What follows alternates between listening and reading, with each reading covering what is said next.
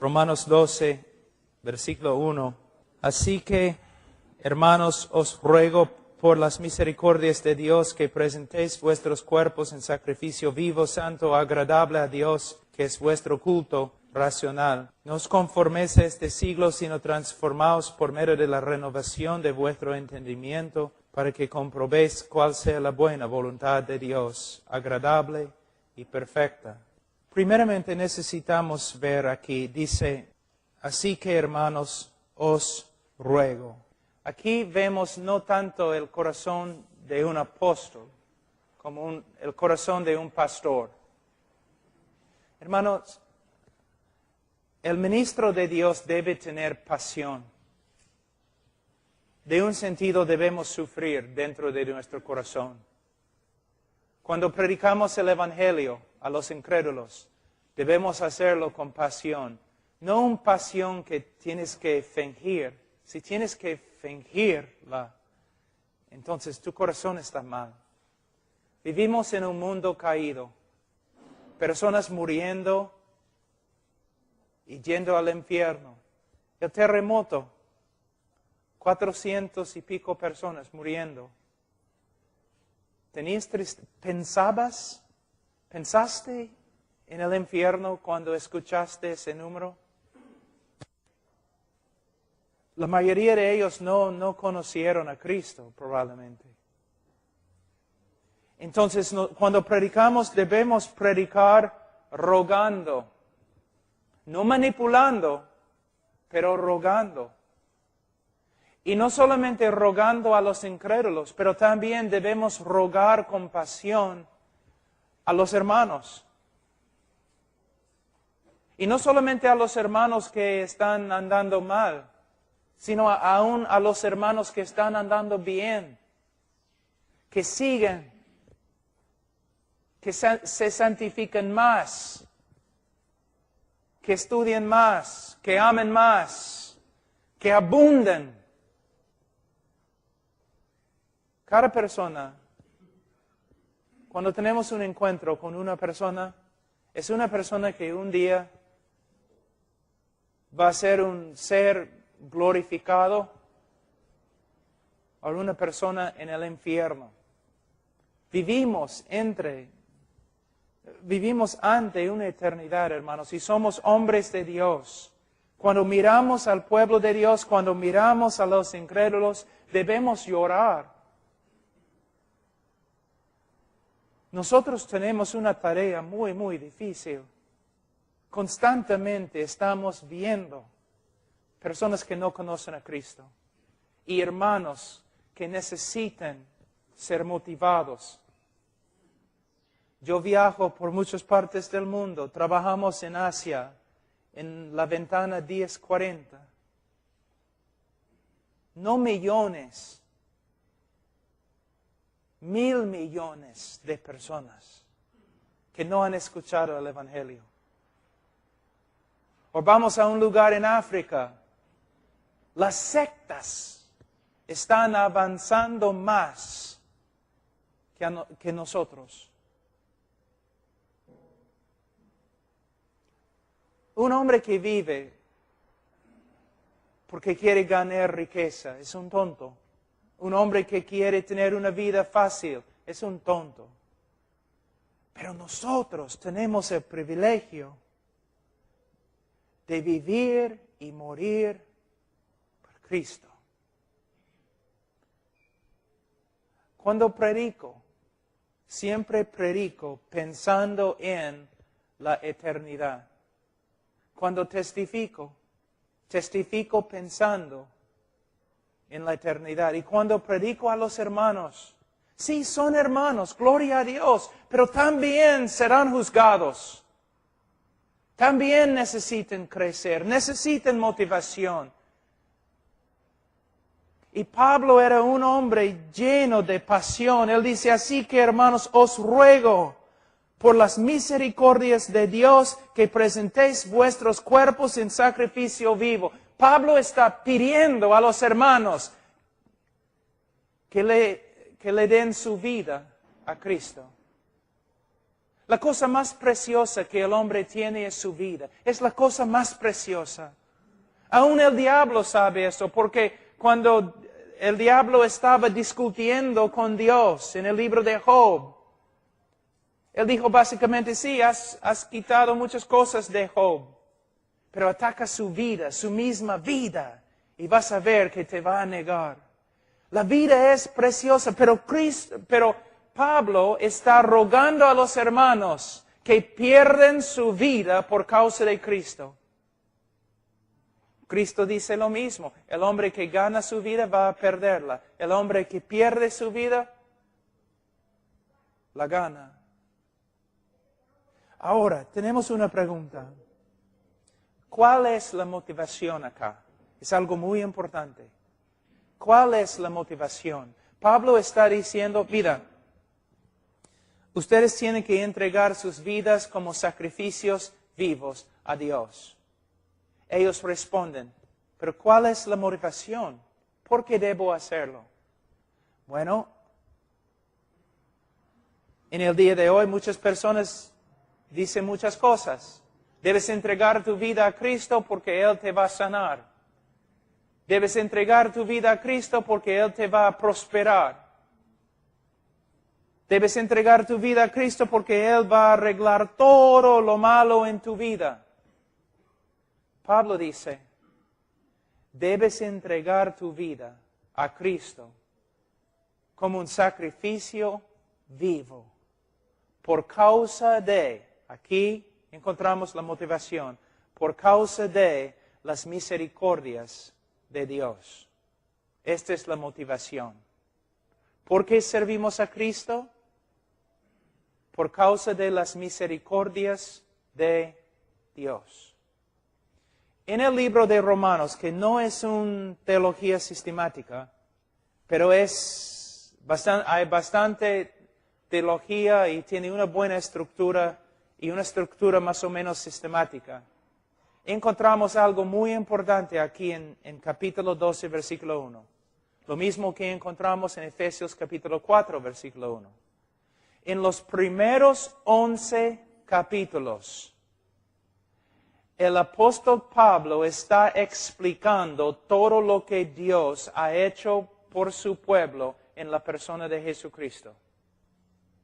Después de 11 capítulos describiendo las misericordias de Dios en la persona de Jesucristo y lo que Él ha hecho por nosotros, Él básicamente dice al creyente, ahora que te he enseñado todo lo que Dios ha hecho por ti en Cristo Jesús, tú debes hacer esto. Tú debes entregar tu vida a Dios como un sacrificio vivo. Entonces, la motivación de la vida cristiana es lo que Dios ha hecho por nosotros en Cristo Jesús. ¿Necesitas otra motivación? En el día de hoy parece que los cristianos necesitan otras motivaciones. Riqueza, fama, sanidad. No, hermanos. Cristo murió por nosotros. No necesitamos otra motivación para entregar nuestra vida a Él. Esta es la razón por la cual el predicador tiene que hacer dos cosas. Para que el pueblo de Dios ame a Dios más y más y más, es importante que el predicador enseñe quién es Dios. Enseñando los atributos de Dios, las obras de Dios. Todo lo que es Dios y todo lo que es la obra de Dios. Enseñando estas verdades a la congregación siempre. ¿Por qué? Dios es perfecto. Un corazón regenerado, cuando ve más de Dios, va a amarle a Dios más. También, no solamente los atributos de Dios y las obras de Dios, pero principalmente lo que Dios ha hecho por nosotros en la cruz del Calvario. ¿Quién es Dios? Y lo que Dios ha hecho a través de Cristo Jesús. Estas dos cosas son las principales motivaciones bíblicas. Estas dos verdades deben controlar nuestra vida. Amo a Dios, ¿por qué? Porque conozco quién es. Y más que conozco, más que lo amo. ¿Por qué te has entregado a Cristo? ¿Por qué te has entregado a Dios como sacrificio vivo? Porque reconozco lo que Dios ha hecho por mí en la persona de Jesucristo, en la cruz del Calvario. Es la cruz y lo que Jesús hizo allí que debe ser nuestra motivación principal. Mira, yo estaba hablando durante el break, yo estuve hablando con un evangelista. Los evangelistas saben, a veces tú vas, tú predicas y personas reciben a Cristo y todos tienen gozo. A veces tú llegas a la plaza, tú predicas, te agarran, te botan, se burlan de ti, quieren matarte, tirando piedras y todo lo demás. Necesitas una motivación muy fuerte para recoger tus Biblias y folletos y entrar de nuevo en la plaza para predicar. Necesitas una motivación bien fuerte. Y tienes una motivación. Vas a entrar de nuevo no solamente porque amas a los hombres, porque probablemente en ese momento no vas a amar a los hombres mucho. Tú entras no solamente porque tú amas a los hombres, tú entras porque Cristo murió por los hombres. A veces los misioneros, a veces cuando tengo que entrevistar a un misionero, yo les pregunto, a un misionero yo le pregunto, ¿una vez has pasado toda la noche orando porque no podías dormir por causa de las personas que van a ir al infierno en el país donde vas a ir? Y el misionero siempre, por lo general, dice, sí. Si no dice, sí hay problemas. Sí, pastor, he pasado noches orando. No podía dormir pensando en los de China, donde voy a ir, que van a ir al infierno si no escuchan el Evangelio. Okay. Tengo otra pregunta. ¿Una vez has pasado la noche sin dormir, orando? Porque en China Dios no se glorifica como debe glorificarse. Porque los chinos no están adorando a Dios como deben adorar a Dios. Porque Dios y su nombre no está exaltado como debe ser. Mayormente dicen, no, nunca he pensado así. Hermanos, debemos tener, creo que la palabra es celos por las almas. Sí, pero más debemos tener celos por la gloria de Dios. Dios no se glorifica. Tú mires un lugar bien bravo, ¿no? La Victoria, Gamarra, algún sitio así. Tú comienzas a orar. No solamente debes pensar, y no principalmente debes pensar, yo voy a ir allí porque hay almas que están, perdiéndose. Aunque debe ser una motivación, no debe ser la motivación principal. La motivación principal es, yo quiero que Dios sea exaltado en ese lugar. ¿Ves? Y mira, soy bíblico. 2 mandamientos. El mandamiento más grande y el segundo. El más grande, amarás a Dios. El segundo, amarás a tu prójimo.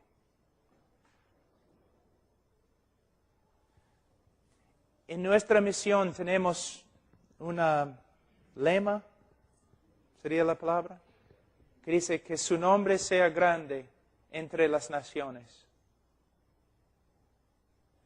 Yo amo las almas Y quiero ver la salvación de todos.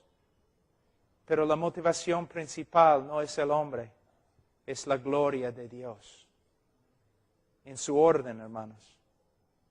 Y para motivar, ¿por qué debo amar a mi esposa? ¿Por qué debo ser fiel a mi esposa? Porque Cristo murió por mí.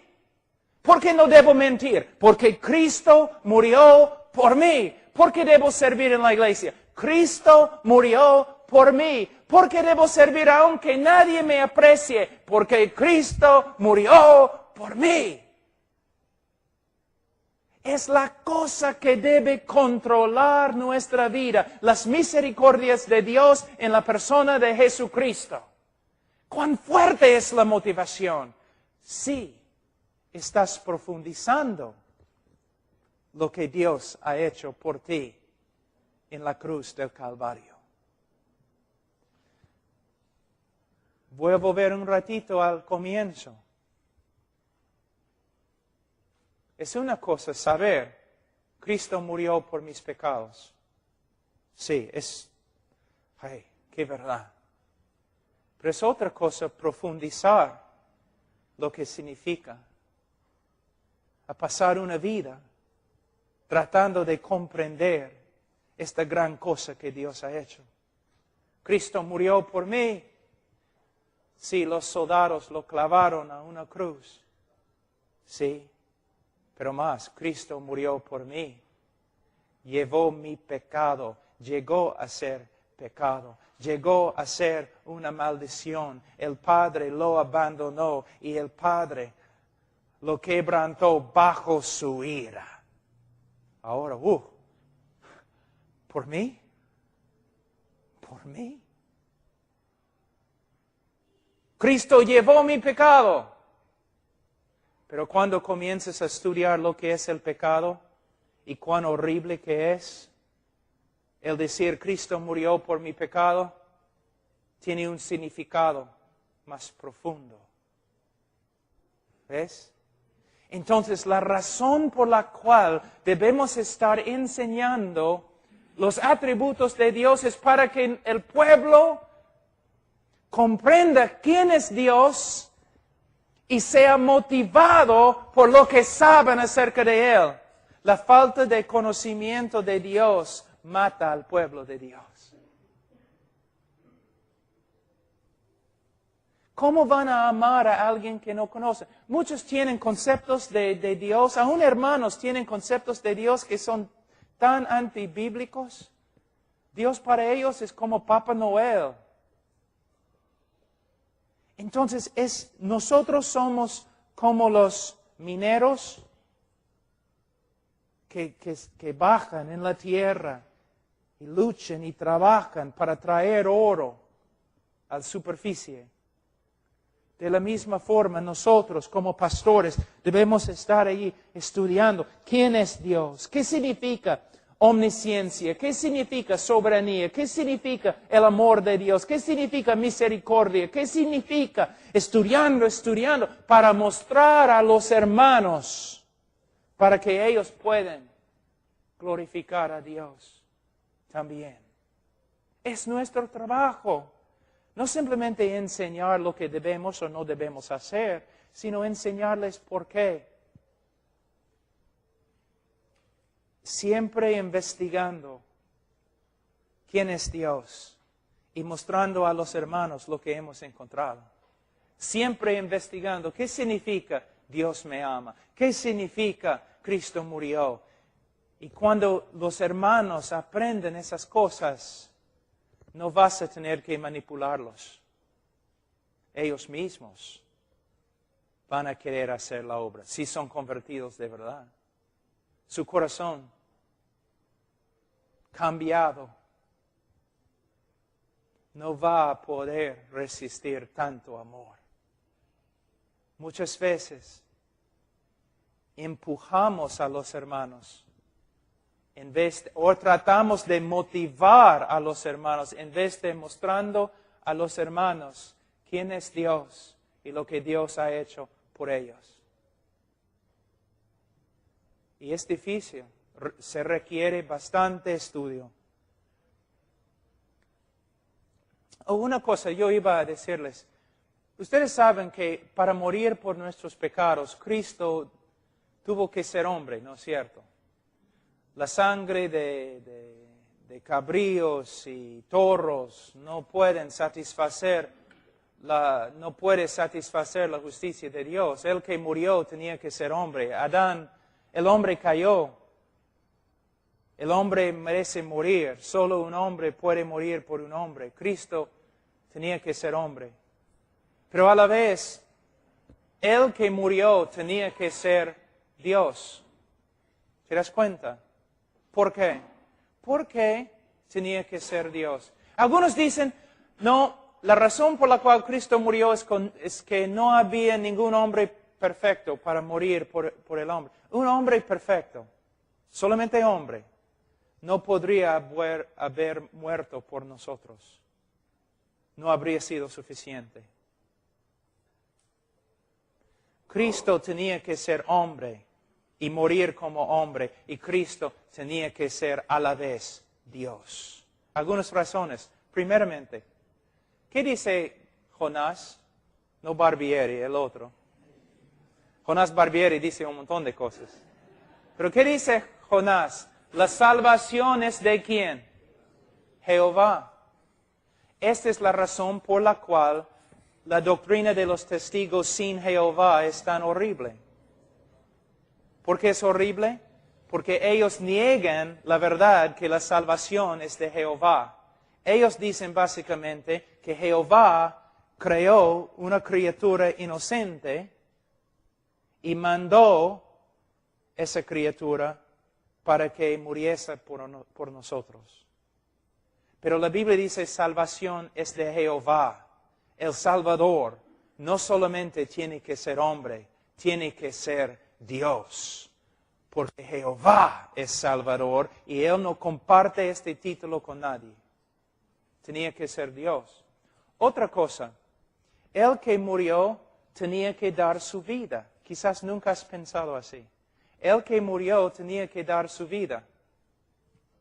Tengo una pregunta. ¿Quién tiene vida en sí mismo? ¿El hombre tiene vida en sí mismo? No, su vida es prestada.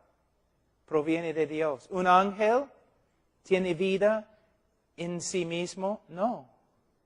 Su vida proviene de Dios. Si Dios corta la vida, el ángel va a perecer. Si Dios corta la vida, el hombre va a morir. Yo no tengo vida en mí mismo. La vida que tengo es prestada. Los ángeles no viven por sí mismos. Ellos reciben vida de Dios. El que muere tiene que dar su vida. Cristo dijo, yo tengo vida en mí mismo. Y yo tengo la autoridad de echar mi vida y retomar mi vida. ¿Ves? El que muere en la cruz tiene que ser Dios. Otra cosa, ¿quién puede morir bajo la ira de Dios y sobrevivir? La ira de Dios. Las montañas se derriten ante la ira de Dios. Los mares se secan ante la ira de Dios. ¿Quién puede morir y resucitar después de haber sufrido la ira de Dios? Pero la razón principal por la cual tenía que ser Dios. Una vez yo estaba hablando a un grupo de universitarios en una universidad y mayormente no eran creyentes. Yo era como cordero al matadero ese día. Y después de escuchar el Evangelio y yo clamando a ellos que los que no creen van a ir al infierno, se ofendieron todos. Pero durante las preguntas y respuestas, un joven, medio enojado, se paró y dijo, yo tengo una pregunta para ti, predicador. ¿Está bien? ¿Qué? ¿Cómo es que un hombre puede sufrir solamente algunas horas y salvar a una multitud de hombres de una eternidad en el infierno. No es justo. Yo empecé a llorar con gozo. Yo le dije, joven, cuánto me gusta contestar tu pregunta. Es algo que a veces en la noche no puedo dormir pensando en esta respuesta. La razón por la cual ese hombre podía sufrir solamente algunas horas en la cruz y salvar una multitud de hombres de una eternidad en el infierno, es porque ese hombre tiene más valor que todos los hombres juntos. Cuando los teólogos hablan de la perfección del sacrificio de Cristo, no están hablando solamente del hecho que su sacrificio fue sin pecado. Están hablando también del valor del sacrificio. Tenía que ser, Dios es un Dios infinito. Nuestros crímenes contra Él son infinitos. Merecen un castigo infinito. Para pagar se requería un sacrificio de infinito valor. Por esta causa, amo a Cristo. Esta es la razón. ¿Quema tu corazón en este momento? El mío quema, se quema. Con gozo, Cristo, wow, mira lo que Dios ha hecho, mira quién es Dios. Quiero servirle, quiero testificar, quiero caminar en la santidad. Tu congregación necesita lo mismo. Necesitan aprender de la grandeza de Dios para que puedan, con corazones de fuego, servirle. Necesitan más que simplemente tú debes amar a Dios, debes amar más a Dios. Tienes que mostrarles quién es Dios para que puedan amarle más. Ahora, Él dice que presentéis vuestros cuerpos.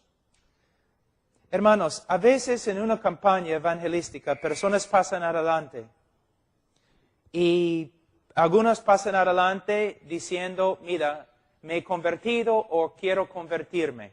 Está bien, gloria a Dios. Algunos pasan adelante, dicen, no quiero convertirme, solamente quiero rededicarme. ¿Ok? ¿Es posible? Sí, pero ten cuidado. Ten mucho cuidado. Por causa del evangelismo superficial y la creencia fácil, es muy posible que el Espíritu Santo está obrando a través de la prédica y esta persona de verdad simplemente se está rededicando. Es posible.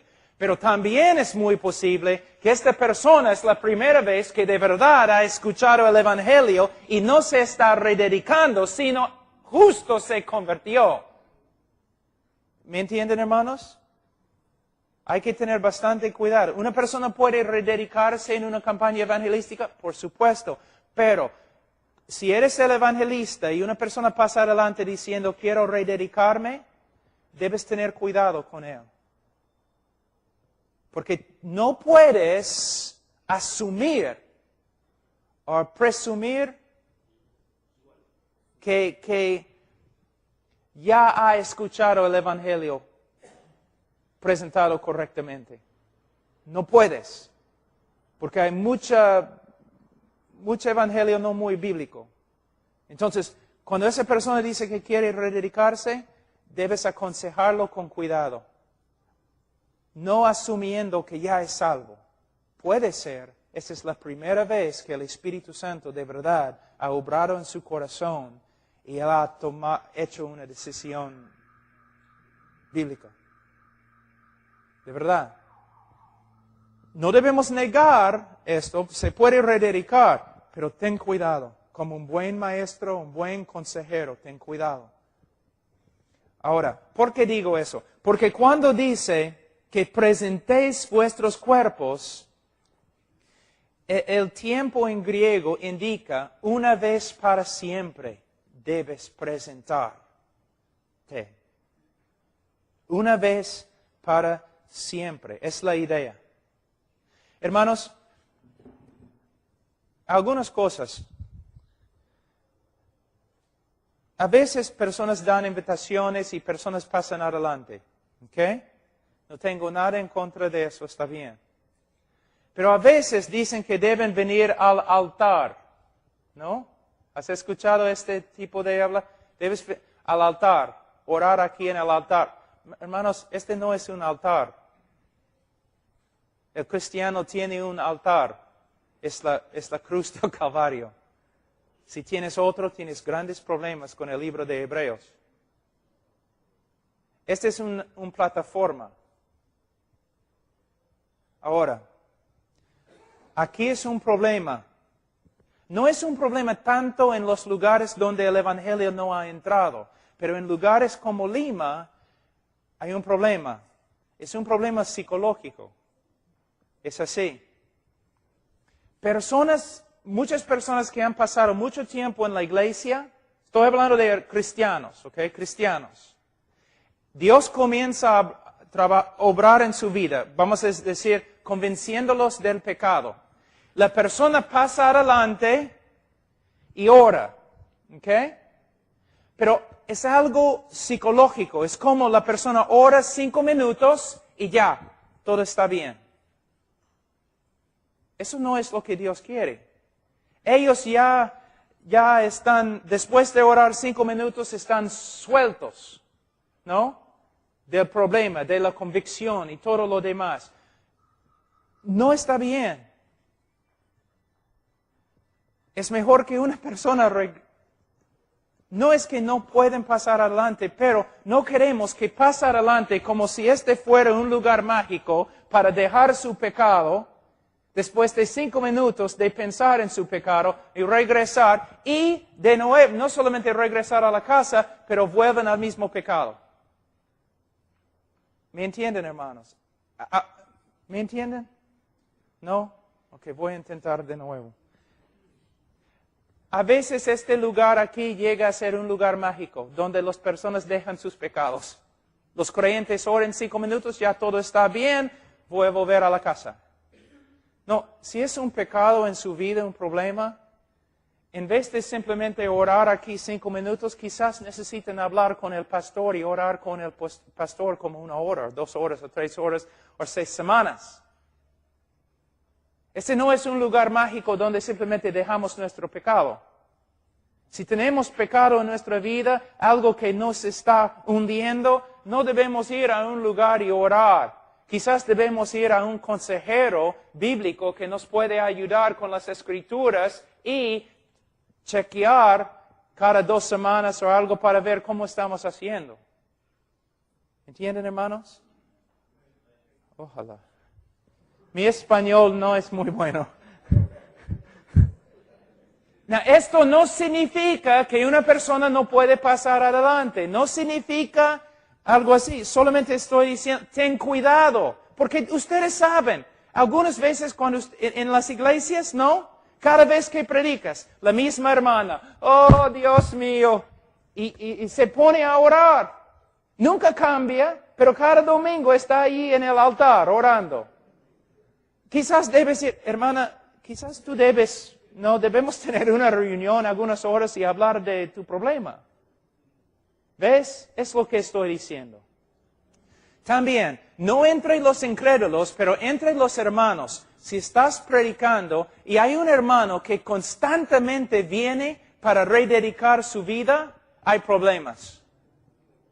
Pero vemos esto, ¿no es cierto? En la iglesia. Si yo veo una persona que constantemente está pasando adelante para rededicarse, yo empiezo a pensar, quizás esta persona no conoce a Cristo. O, si conoce a Cristo, tiene algunas ideas no bíblicas. Yo me regocijo cuando personas responden al mensaje, pero hay que tener cuidado. Porque aquí dice, una vez para siempre. que presentéis vuestros cuerpos en sacrificio vivo. Ahora, algo de, bueno, que presentéis vuestros cuerpos. Este tipo de, esta frase es un poco inusual para Pablo. Vuestros cuerpos. ¿Por qué dice cuerpos? Yo te digo. ¿Has visto a los hermanos? Porque estamos hablando de los que se dicen hermanos acá. ¿Has visto a los hermanos que dicen, yo he dado mi corazón a Cristo? Pero está ahí afuera, está fumando pasta, un montón de cosas. No, fornicario, persiguiendo a las mujeres, emborrachándose, todo lo demás. Pero cuando hablas con él, tú no puedes leer mi corazón. He dado mi corazón a Cristo. Necesitas usar este texto. Cristo no quiere tu corazón, quiere tu cuerpo. La razón por la cual yo creo Pablo está usando la palabra cuerpo aquí es para evitar estas ideas místicas superficiales. He dado a Cristo mi corazón. No puedes juzgarme, tú no puedes leer mi corazón. Sí, pero si Cristo tiene... El corazón en la Biblia es el sede de todo lo que eres. Centro, epicentro, eje de todo lo que eres. El corazón es tu naturaleza, es quien eres. Si Cristo de verdad tiene tu corazón, Él va a tener tu lengua, y tus manos, y tus ojos, y todo lo demás. Entonces, Pablo está diciendo, tienes que presentar tu cuerpo, todo lo que eres. El hebreo no era como el griego. El griego dividía todo, no, la esencia del ser humano en un montón de diferentes cosas. El hebreo no. Cuerpo. El hombre entero tienes que entregar a Él. Ahora, aunque parece elemental o para niños, vamos a hablar de algunas cosas. Yo debo presentarle mi cuerpo. Mi mente pertenece a Él. Yo no tengo el derecho de pensar de una manera no bíblica. Yo debo renovar mi mente con la palabra de Dios. Mis ojos, aquí es el problema para los hombres. De verdad. Los jóvenes vienen a mí y dicen, mi corazón, pastor, ayúdame, mi corazón está lleno de tantos pensamientos no feos y horribles acerca de chicas y todo lo demás. Yo solamente tengo que preguntarles, ¿qué estás mirando? ¿Qué estás mirando? Tus ojos pertenecen a Cristo. No me importa si tienes que ponerte una bolsa sobre tu cabeza. Tus ojos pertenecen a... Pastores, mira, ¿sabe la razón por la cual muchos hombres no pueden ser buenos esposos y no pueden amar a sus esposas como deben? Es porque están viendo a otras mujeres en el televisor y otras así, y están comparando su propia esposa con esas mujeres.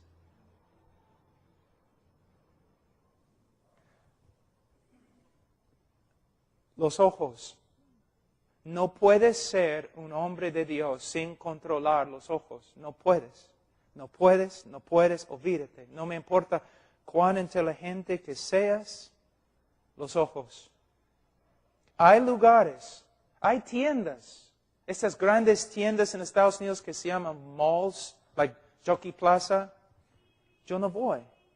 Simplemente porque si voy, va a haber pósters, avisos bien grandes con chicas semidesnudas. Yo soy hombre de Dios. No voy. O si voy, voy así. O me pongo lentes con un palito así y mi esposa me guía. Pero hermanos, mira, un violinista, un viejo famosísimo en Europa, tocó en su último concierto.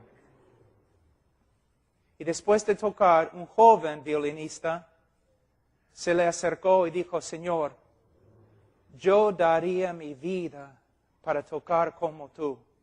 Y él dijo, he dado mi vida para tocar como toco. Hay hombres de Dios, evangelistas, predicadores, pastores, maestros. Tú puedes ver que son diferentes. De verdad. Dwight L. Moody, Carlos Spurgeon, aún hoy día hay. Tú sabes, hay algo diferente. ¿Sabe qué? Han dado su vida. Ellos dicen, no voy a mirar, no puedo, porque si lo hago voy a contristar el Espíritu Santo que obra poderosamente en mí. Hay que tomar una decisión. No solamente los incrédulos, algunos creyentes necesitan hacer decisiones. Hay algunas cosas que pueden estorbar tu ministerio.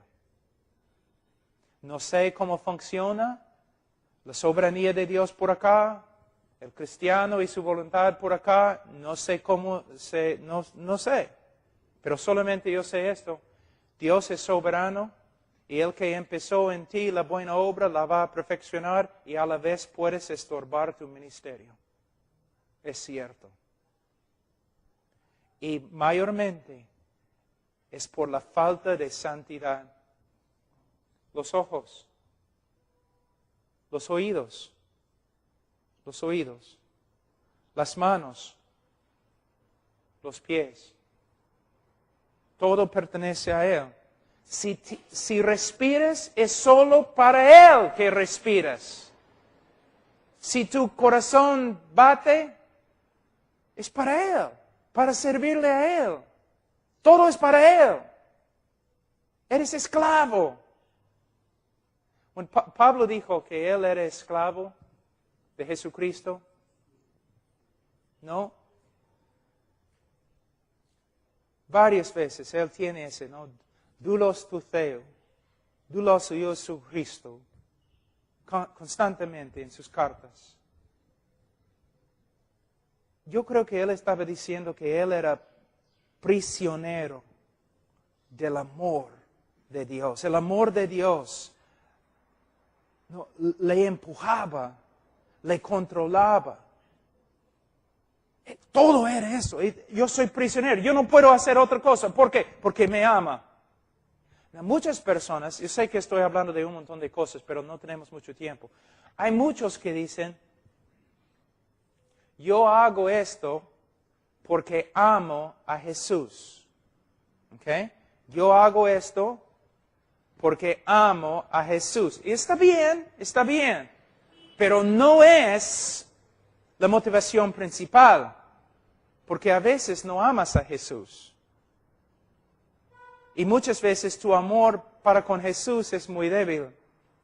Es mejor decir, yo hago esto porque Jesús me ama. Entonces la motivación es constante y nunca cambia. Es el amor. A veces en las Escrituras, en el griego, tenemos, ¿cómo es la palabra? Algo como el amor de Jesús o el amor de Dios. Pero se puede traducir de dos formas. El amor de Jesús puede significar el amor que una persona tiene para con Jesús, o puede significar el amor que Jesús tiene para una persona. Pero la motivación más constante es cuando pensamos no en nuestro gran amor para Jesús, sino el gran amor de Jesús para nosotros. Entonces, nosotros debemos ofrecer nuestra vida como, ¿qué? Dice aquí, sacrificio vivo. Nuestros cuerpos en sacrificio vivo, santo, agradable. Primeramente vivo. Hermanos, Una persona puede hacer un montón de cosas, cosas religiosas, cosas evangélicas, cosas cristianas, sin ser convertida. De verdad, es increíble. Algunos de ustedes quizás saben que mi esposa se convirtió hace como 3 años. Se convirtió. De verdad. Esa mujer, desde el momento que la conocí, era la mujer más moral y virtuosa que he conocido. Cuando tenía 12 años, ella hizo su decisión. Un predicador le dije básicamente lo siguiente: mira, todos los demás en el colegio han recibido a Cristo, ¿por qué tú no? Todos tus amigos han recibido a Cristo y lo único que tienes que hacer es repetir esta oración. Ella lo hizo y empezó a vivir una vida religiosa, tratando con toda su fuerza agradar a Dios. Ella ministraba a los niños, pirañas, aquí antes, durante la época de los terrucos. Conmigo ella salía por el río Marañón, el río Amazonas, por la sierra, por lugares, pasando por los terrucos, todo. Pero después de cada año, mientras cada año pasó, es peruana, cada año, yo empecé a ver algo. Como una persona luchando para hacer lo correcto. Una persona moral, tratando de agradar a Dios. Pero cada año esta persona se notó que no podía. Y una noche yo estaba predicando en una campaña evangelística en San Antonio, en Texas, en la calle, bajo una carpa bien grande. Al lado de la carpa era un hueco donde estaban fumando pasta. Durante el día entramos en el hueco, oramos, todos salían del hueco, oramos, y en la noche yo predicaba en la carpa. Drogadictos y prostitutas, todo. Era uno de los peores sitios en el país. Y mi esposa está sentada en la primera fila con las demás esposas de los pastores. Y yo estaba predicando sobre el libro de Primera de Juan. Y mi esposa luego me dijo, la primera vez en mi vida que el Señor me habló, yo miré por la puerta de la carpa y había una prostituta ahí fuera con sida. Horrible. Y Dios me habló y me dijo, la única diferencia entre tú y esa prostituta es la ropa que tienes puesta. Todas tus justicias son como trapos de inmundicia. El próximo día estábamos en el carro y mi esposa me dijo, Pablo, ¿tú crees que soy salva? Yo le dije, Charo, yo tengo la autoridad en la Escritura de decirte cómo ser salva.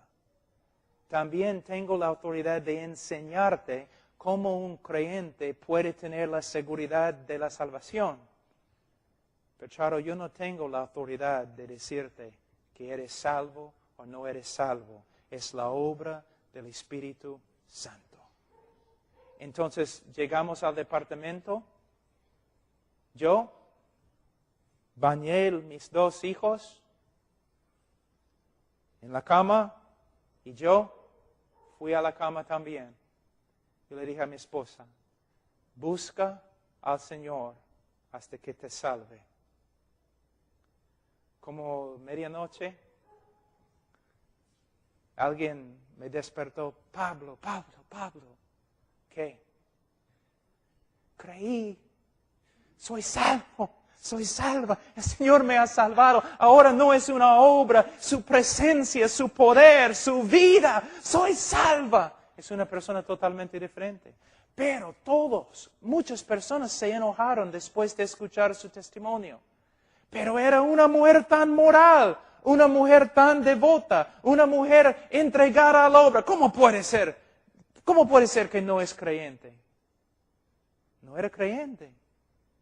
¿Ves? Tiene que ser un sacrificio vivo.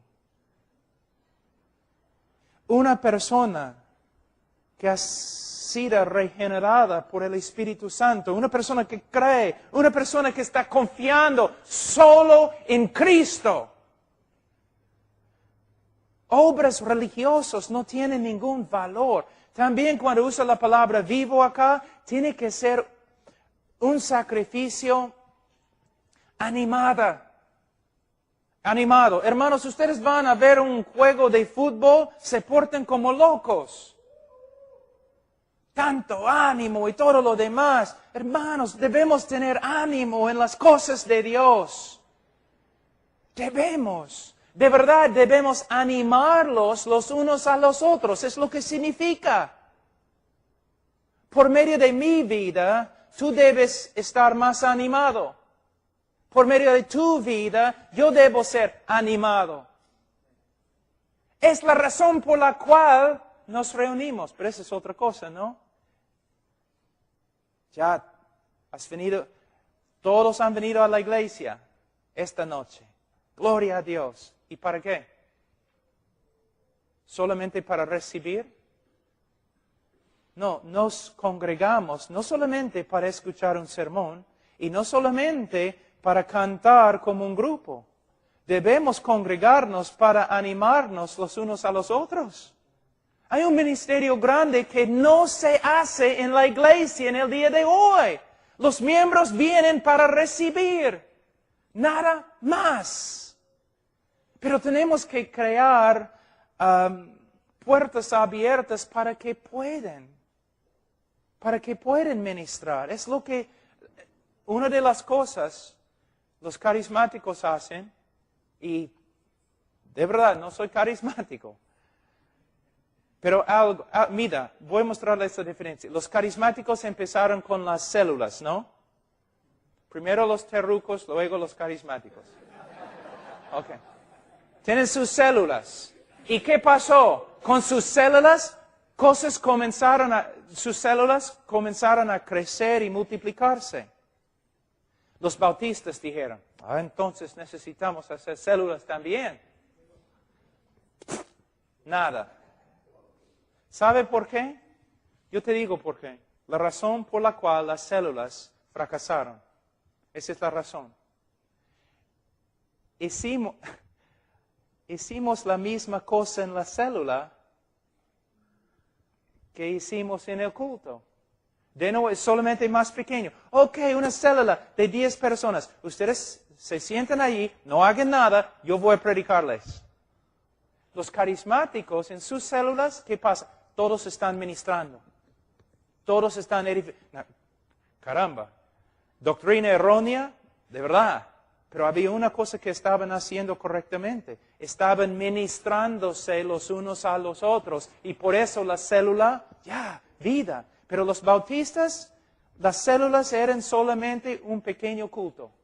Con un hombre ministrando, quizás un director de música y todo. ¿Ves? Todos, yo no estoy de acuerdo con esas ideas de todo eso que, cuando yo digo don del Espíritu Santo, yo quiero decir algo completamente diferente que los carismáticos. Pero los hermanos tienen dones. De verdad. Y deben estar ministrando conforme a sus dones. Y nosotros tenemos que abrir una puerta para que lo hagan. Las células no fracasaron, lo que fracasó nuestra manera de hacerlas. Ahora, dice, sacrificio vivo, santo. Hermanos, yo voy a darles un ejemplo de cómo hemos bajado el estándar. No voy a decir, en ese momento, yo no estoy haciendo un argumento contra una piscina o contra la playa, nada así. Yo tengo mis opiniones, voy a guardar mis opiniones. Pero solamente quiero que ustedes vean algo histórico, una verdad histórica. Lo que los cristianos, la manera en que los cristianos se visten en el día de hoy, cuando van a la playa. La manera en que los cristianos se visten en el día de hoy cuando van a la playa. Si un incrédulo hace 60 años, si un incrédulo se hubiera vestido así, las autoridades seculares habrían metido a esa persona en un manicomio o una cárcel. ¿No es cierto? No. Es cierto. Entonces mira, lo que los cristianos aceptan en el día de hoy, solamente 60 años atrás, era una locura o un crimen. ¿Ves cómo hemos bajado? Lo mismo, lo que se encuentra en el televisor. Solamente 20 años atrás, ilegal. Lo que los pastores miren en el televisor, 20 años atrás, las autoridades seculares y no creyentes decían ilegal. Pornográfico. Santos, hermanos. Santos. Santos.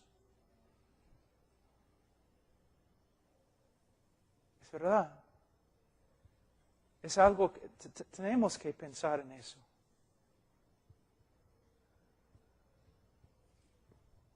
No hay manera de pasar por alto este tema. Dios es un Dios santo. Y para los creyentes, la santidad no debe ser una carga. Debe ser un gozo. Ahora, vamos a hablar un ratito de la santidad. Voy a mostrarles algo interesante acerca de, palabras. Palabras tienen significado. Diferentes palabras tienen diferentes significados. Cuando yo digo santo, ¿qué piensas? Mayormente cuando una persona escucha la palabra santo, piensa sin pecado, puro, sin pecado, no hay oscuridad, no hay pecado, no hay maldad, santo. Entonces, ¿qué piensas cuando escuchas la palabra justo? Bueno, sin pecado. Entonces, ¿cuál es la diferencia entre santo y justo? Justo se refiere más a no pecar. Justicia significa conforme al carácter y a la voluntad de Dios. Justicia, el ser justo, es conformarse a un estándar. El estándar en la Escritura es el carácter y la voluntad de Dios. ¿Qué significa santo? Santo no significa principalmente sin pecado. La palabra santo proviene de una palabra hebrea que significa cortar. Cortado. Imagínate una zanahoria. Tu esposa no corta así. Y después, cuando ya hay un montón, con el cuchillo va así, mira. ¿No? Separa lo que ha cortado. De ahí corta y separa. Santo significa cortado, separado. Cuando decimos que Dios es santo, no significa principalmente que es sin pecado, aunque es sin pecado, sino significa que Dios está separado, es único, no es común, no hay nadie como Dios, nadie. Una pregunta, entre dos criaturas, tenemos un arcángel, ¿no? Y un gusano. ¿Cuál de estas dos cosas son más como Dios? ¿Cuál de estos es más como Dios? ¿El arcángel o el gusano nadando en el desagüe? ¿Cuál? No. Ninguno. Lo que tienes que entender, Dios no es como nosotros, solamente más grande. Dios no es como su creación, solo más grande. Dios no es nada como nosotros. Este arcángel no es más cerca a Dios que este gusano, porque Dios no es como nadie. ¿Ves? ¿Ves? No es como nosotros, solamente más grande. No es como nosotros. No es como los ángeles, simplemente más grande. El ángel en toda su gloria no puede jactarse de ser más como Dios, porque Dios es tan lejos de él como del gusano. Así es la gloria de Dios. Cuando decimos que Dios es santo, significa no hay nadie como Dios. También Moisés, ¿no? Dios dice, Moisés, vete a Egipto. Moisés dice, pero ¿cómo te llamas? ¿Quién eres? ¿Quién eres? Dios dice, yo soy quien soy. Ahora, eso es importante. Vamos a decir que un marciano llega a Barranco. ¿Ok? He escuchado que ya han llegado.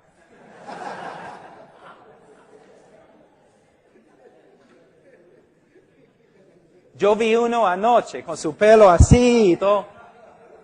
Aretes por todos lados. Ok, vamos a decir que hay un marciano y entra acá y me dice, Pablo, ¿quién eres? Yo digo, bueno, yo soy como él.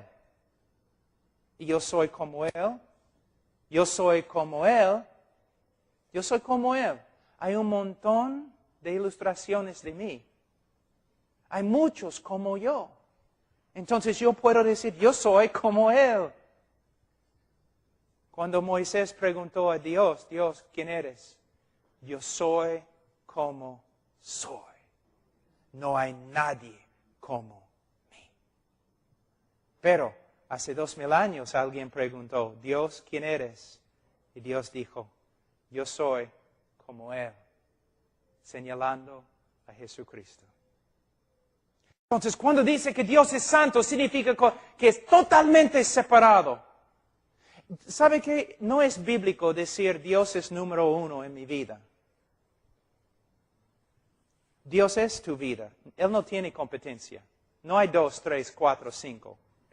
Él es tu vida. No hay nadie como Él. Y el ser santo no significa simplemente que has dejado todo el mundo para seguir las reglas de Dios. El hombre santo sí obedece, pero ese no es el punto principal. El punto principal es, Él es único para mí. Yo pertenezco a Él. No solamente he dejado el mundo, pero yo he dejado el mundo para tener Él. Un fariseo puede dejar el mundo y puede guardar reglas, pero solamente un corazón como el corazón de David puede decir, solo Dios tengo, nadie más, en la tierra, en el cielo, Él es mío, es todo lo que quiero. Uno que se separa de todo lo demás para tener Él. Esa es santidad. Pero, tú dices, así es mi corazón, aunque estoy fornicando. No. Porque si de verdad Dios es la pasión de tu vida, esas cosas no van a ser la pasión de tu vida. Entonces, un sacrificio santo y agradable. Al final, agradable a Él. Bien hecho, siervo fiel. Entra. Ahora, tenemos que apurarnos, dice, que es vuestro culto racional. No es racional dar tu vida para seguir a un hombre. No es racional, es una secta. Es lo que pasa en las sectas. ¿No? Un montón de gente siguiendo a un hombre falible. No es racional, pero sí es racional perder tu vida por causa de Cristo. Es lo único racional que puedes hacer. No hay otra cosa racional. Una persona dice que soy creyente, pero vivo en el mundo. No es racional. Soy creyente, pero voy a seguir los deseos de este mundo. No es racional. Es racional si uno dice, yo creo en Cristo, le doy mi vida. Le doy mi vida. Muchas personas quieren tener un poquito de religión, ¿no? Un poquito del evangelio. A veces los predicadores, ay caramba, en Estados Unidos, ellos dicen cosas así. Hablando a los incrédulos, ¿ya? Campaña evangelística. Ustedes tienen una buena vida. Tienen casas bonitas y carros bonitos. Tienes una buena esposa y sus hijos son muy inteligentes y fuertes. Ustedes tienen una buena vida. Solamente les falta una sola cosita. Ustedes necesitan a Jesús. Ahí entonces tu vida va a ser perfecta. Blasfemia.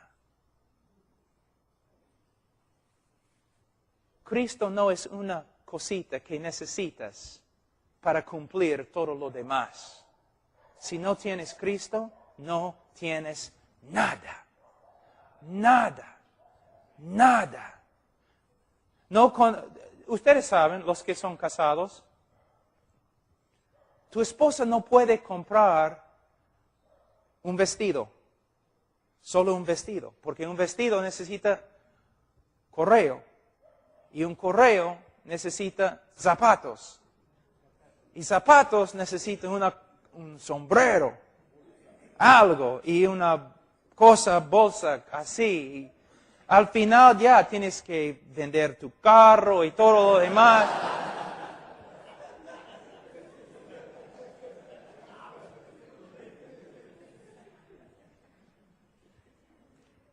Se llaman accesorios.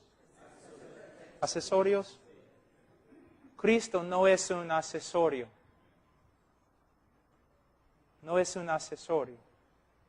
Es nuestra vida o no es nada.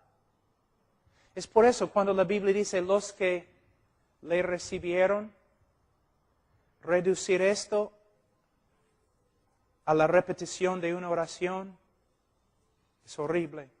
¿Una persona puede recibir a Cristo a través de una oración? Sí, si se arrepiente y cree, Señor, sálvame. Pero algo está sucediendo en su corazón. No está simplemente repitiendo una oración, sino de verdad, aunque no sabe exactamente lo que está haciendo, este chico está diciendo, Señor, quiero que tomes mi vida. Quiero que entres en mi vida, que tomes control como Señor y Salvador.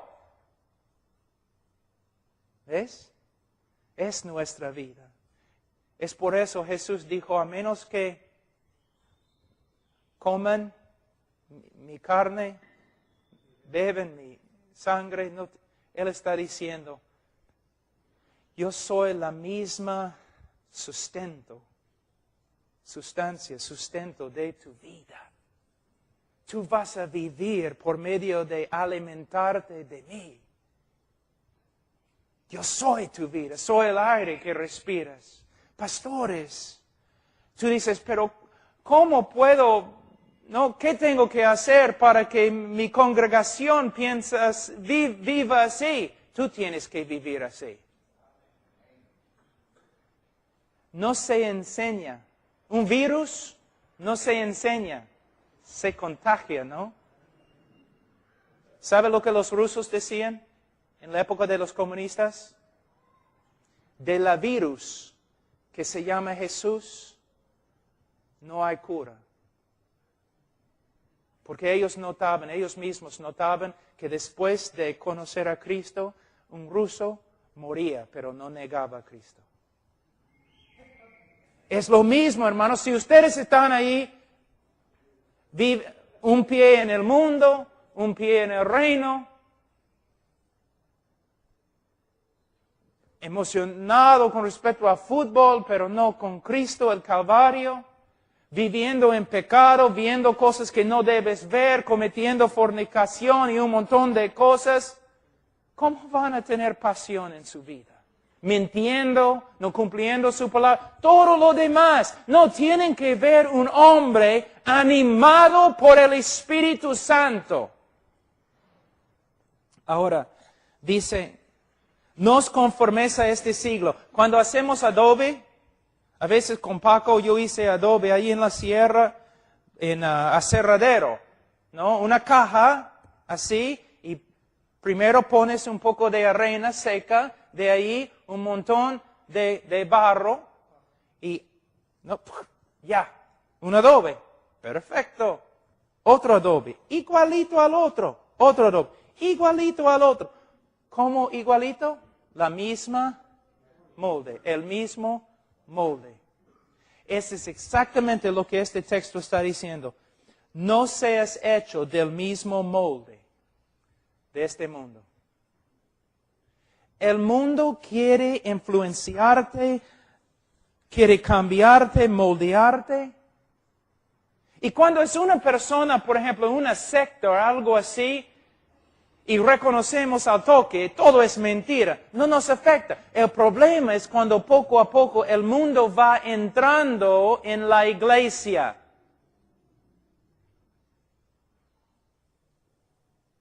Por medio de psicología, por medio de cultura, por medio de un montón de cosas. ¿Aquí debes tener una iglesia norteamericana? No, pero tampoco debes tener una iglesia peruana. Debes tener una iglesia bíblica. Bíblica.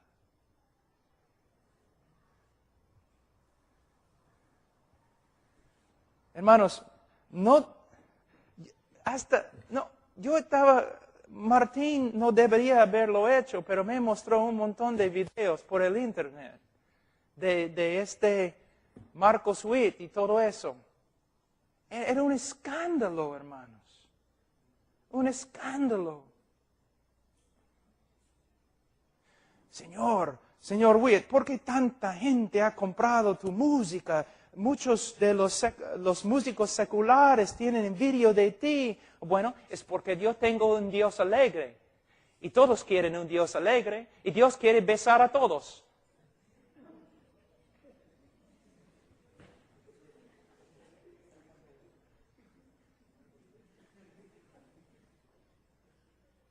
No sé qué hacer ahora. Llorar, reírme. ¿Qué es eso? ¿Qué es eso? Es lo que el mundo está viendo. El mundo ya le ha moldeado.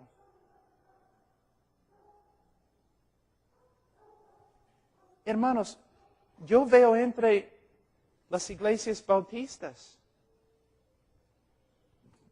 lo mismo. Hermanos, no hacemos algo porque funciona. Hacemos algo porque es bíblico. Las sectas usan cosas porque funcionan, pero nosotros nos preocupamos más por la verdad. Yo recuerdo un director de música una vez, y él me dijo, pastor, muchos hermanos están diciendo un montón de cosas acerca de la música, no están a favor de la música. ¿Puedo hablar con ellos? Y era un hombre de Dios, entonces yo decía, claro, ¿no? Yo confío en ti.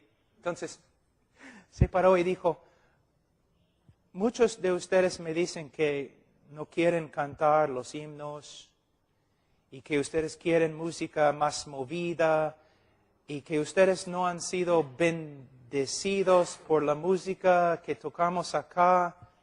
Como el director de música solamente me gustaría decir, no me importa, porque la música en esta iglesia no es para ti, es para el Señor. Y la música que cantamos acá va a ser música bíblica, con un mensaje bíblico, y que produce santidad en nosotros y no simplemente movimientos. Si quiero movimientos, voy a bailar salsa. Yo sé cómo hacerlo. Cuba me enseñó.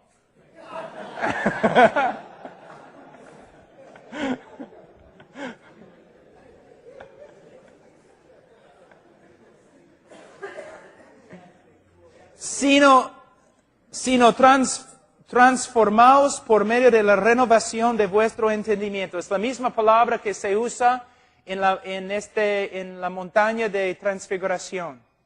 Es la misma palabra que se usa también cuando habla de los gusanos que se convierten en mariposas.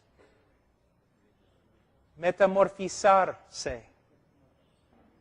Siendo cambiaron. Ahora, voy a mostrarles algo muy importante. Hermanos, necesitan escuchar. Cuando el mundo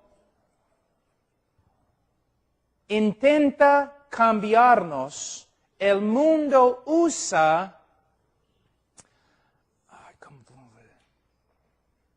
una estructura, casi como una estructura física, como un molde.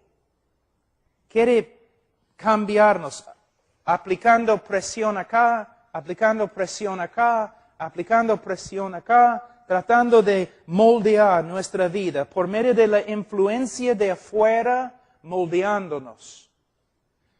Pero cuando la palabra de Dios está obrando en nosotros, es algo de dentro, algo sobrenatural, como cuando vemos este gusano metamorfizándose en una mariposa. Es algo sobrenatural, algo de vida, no presión de afuera, sino vida brotando de adentro.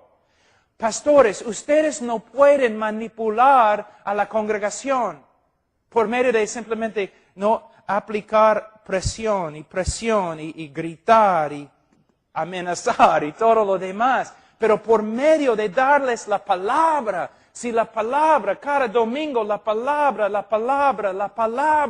ellos van a empezar a cambiar de adentro. Una obra sobrenatural de Dios. Y dice aquí, de la renovación de vuestro entendimiento.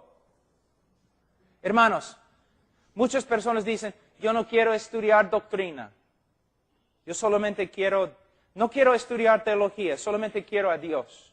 No quiero estudiar doctrina, solamente quiero a Jesús. Bueno, casi no puedes decir algo más tonto. Estás diciendo, teología proviene de la palabra theos y logos. Theos, que significa Dios, logos, que significa discurso o palabra. Tú estás diciendo, yo quiero a Dios, pero no quiero escuchar ningún discurso sobre Él. Doctrina proviene de la palabra hebrea, leka, significa enseñanza. Yo quiero a Jesús, pero no quiero sus enseñanzas.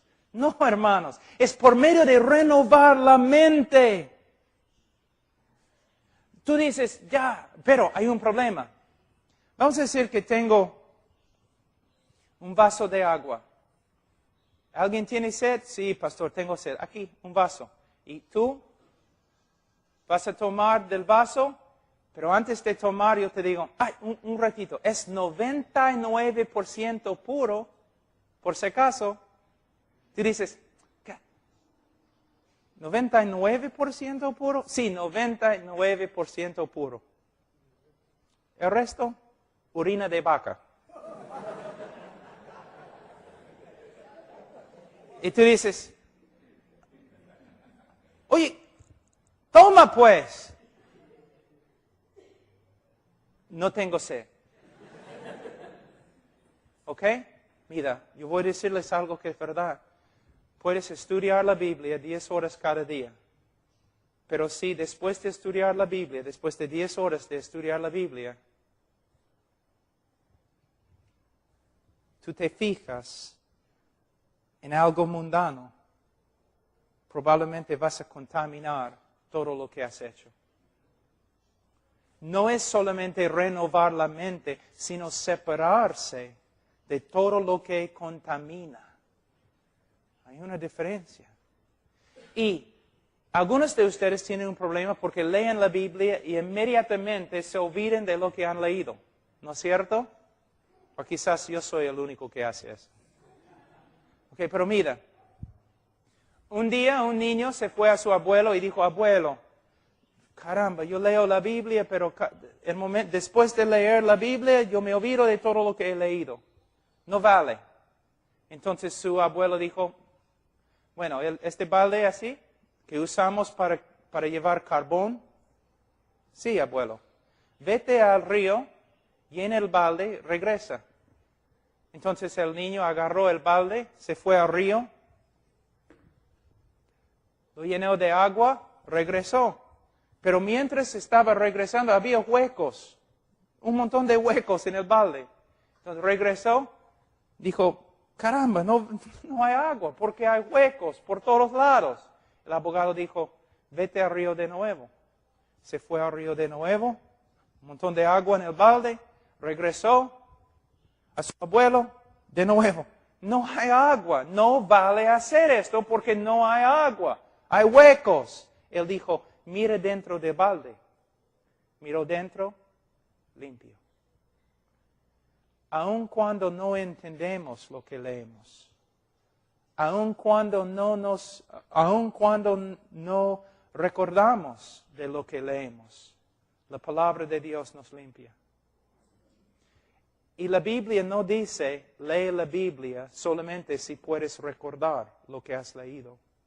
Dice, lee la Biblia. Tu vida depende de ella. Pero no vale leer la Biblia si vas a contaminarte con todo lo demás en el mundo. Hay una doctrina de separación que uno tiene que practicar. Ahora, para que comprobéis cuál sea la buena voluntad de Dios, agradable y perfecta. Hay 3 atributos con respecto a la voluntad de Dios. Buena, agradable y perfecta. Yo tengo una enseñanza acerca de la voluntad de Dios para jóvenes. Y no puedo dar esta enseñanza ahora, pero una parte voy a dar. La voluntad de Dios en este pasaje, solo en este pasaje, tiene 3 atributos. Es buena, es agradable y perfecta. ¿Cómo puedo saber si algo es la voluntad de Dios? Primeramente, voy a poner un poste. Si es la voluntad de Dios, es buena. Esa palabra significa básicamente saludable. Saludable con respecto a mi vida espiritual.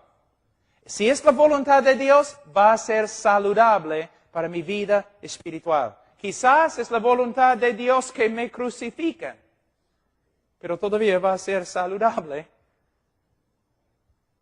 para mi vida espiritual. Entonces, uno dice, es la voluntad de Dios que tú vayas a esta discoteca con nosotros. No es la voluntad de Dios. No es saludable. No va a promover mi vida espiritual. Segundo, tiene que ser agradable. No agradable a este mundo, sino agradable a Dios. Si no es agradable a Dios, no voy a hacerlo. Tercer poste. Tiene que ser perfecta. Perfecto. La voluntad de Dios es perfecta. Voy a mostrarles cómo funciona. Una chica siempre es una chica. Una chica dice, es la voluntad de Dios que me case con este hombre. Y el papá dice, pero este hombre es incrédulo. Sí, pero es la voluntad de Dios que evangelicemos todo el mundo. Dios no quiere que ninguno perezca. Entonces, es la voluntad de Dios que me case con él. Entonces, yo voy a tener dudas de la salvación de la chica. Bien astuta. Ahora, el problema es la voluntad de Dios es perfecta. No tienes que violar la voluntad de Dios en una área de tu vida para cumplir la voluntad de Dios en otra área de tu vida. Ella está tratando de cumplir la voluntad de Dios por medio de violar la voluntad de Dios.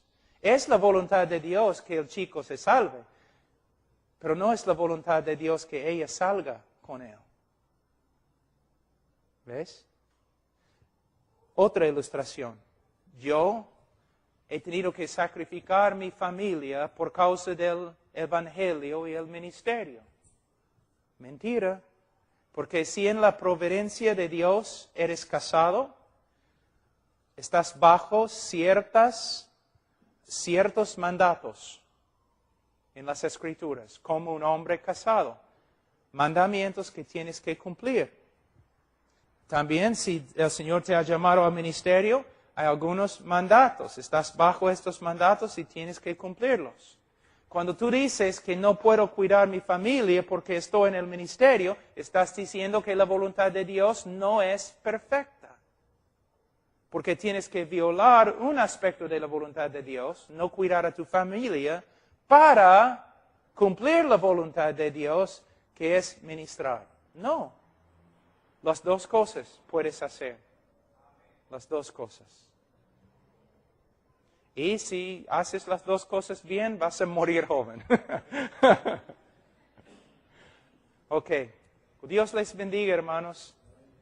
Vamos a orar. Padre Santo, te damos gracias por este día, por tu amor y misericordia. Señor, gracias por los pastores, los obreros, los hermanos y hermanas. Señor, podemos discutir de muchas cosas, pero lo importante es que tú seas glorificado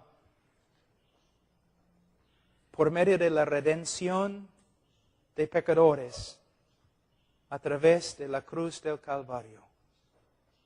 Ayúdanos, Señor, a predicar tu evangelio y rogar con lágrimas que todos vengan y sean salvos. No entendemos, Señor, todo lo que es un misterio, pero lo que entendemos, creemos. En el nombre de Cristo Jesús. Amén.